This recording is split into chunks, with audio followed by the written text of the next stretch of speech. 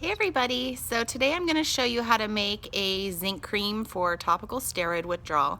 This also works really well in our case for eczema, and it's very simple, easy. Once you get all the ingredients, it's actually a lot cheaper than buying any store-bought lotions, and also pretty healthy because the majority of the ingredients are organic and completely natural. So let's get going. These are the ingredients that we use for Ava's lotion.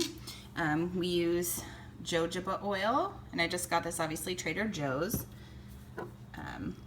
Lemongrass essential oil from Now. Tea tree oil. Organic African shea butter, 100% natural. Obviously we're running low, so I have another one ordered, but it lasts actually quite a long time. This is our zinc oxide. It tends to kind of get yucky, so I keep it in a plastic bag because once you open it, that can really go everywhere.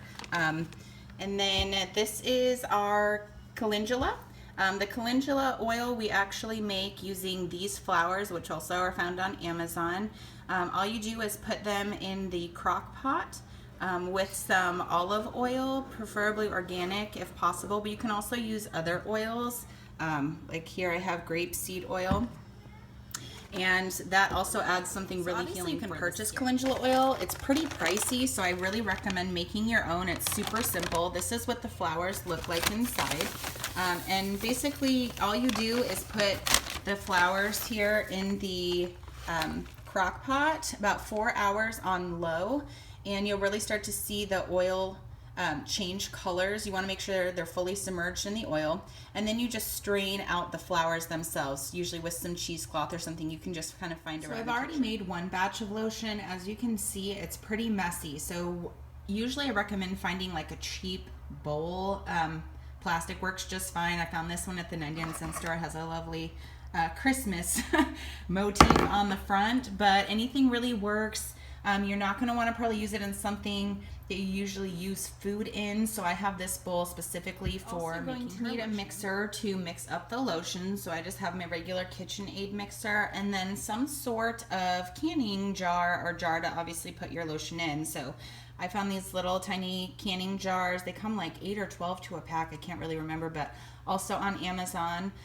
This particular one is glass, but you could obviously find plastic or another type of jar. First we're going to start with our zinc, our calendula oil, and the raw shea butter. You want to make sure that the measurements you use for those three are uniform. So if you're going to do a 1/4 cup of each, that's fine. A 1/2 cup's obviously going to make something larger. It'll fill about 2 to 3 of the jars at a 1/2 cup that I showed you earlier. If you use a 1/4 cup, it'll probably just fill about 1 jar with maybe a little extra. So I've pre-measured the ingredients. This is the zinc, the calendula oil, and the shea butter. You can see how the shea almost takes on like a clay-looking texture. And then we are just going to mix our ingredients.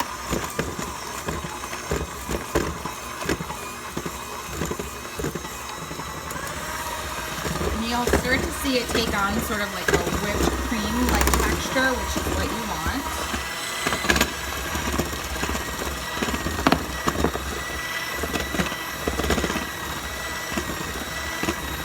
And you'll do this for probably about 2 to 3 minutes, really getting everything mixed together. So it's been a couple minutes. We got this all mixed together. You see it has like that whipped cream type consistency. It's also pretty thick, you can see. As you can see as well. So we're going to go ahead and begin adding our other oils. So first we're going to start here with the jojoba. I usually just do like one kind of big squeeze like that, and that's plenty, and that's going to help the lotion absorb better into the skin. The next that we're going to use is going to be the tea tree, and I usually use about 16 drops when I'm making a 1/2 cup batch of each ingredient. So okay, and then we're going to have our lemongrass, and lemongrass is also really great for the skin.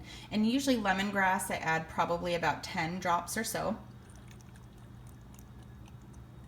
or 10 shakes I should say, and then we mix again.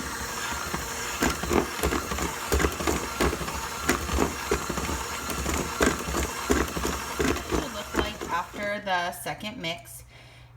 I highly recommend leaving it in this state for probably about 5 minutes, because what it tends to do is thicken up further, and you don't want it to get too thick that it's hard to spread on. So we're gonna let it sit here about 5 minutes. We're gonna come back and check it, see if we need to make any changes, and if not, then we're gonna be ready to put it in our jars. Okay, so after about 5 minutes, it's the consistency that you should get. You can see it's thick, but you can see also it moves. If it's really solid and doesn't seem like it's spreadable, you're just gonna add a little bit more oil. So you can either choose the jojoba or the calendula, or whatever kind of other oil you like. If it is too runny and doesn't seem to hold to the spoon like this at all, then you're gonna wanna add some more zinc or some more Shea and help thicken it up, and then mix it again, wait 5 more minutes, and see what it's like. Use the lotion, so you're just gonna take a little bit of the lotion. And then where did you say it itched? Right there. Then you just kind of spread it on the skin.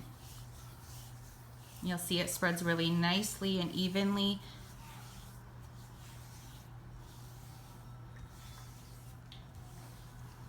And the bonus is that the zinc actually acts as a sunscreen as well. So it's also protecting you from that element. And that's it. It's quick, it's simple, it's easy, it works great for us, and I hope it works great for you guys as well.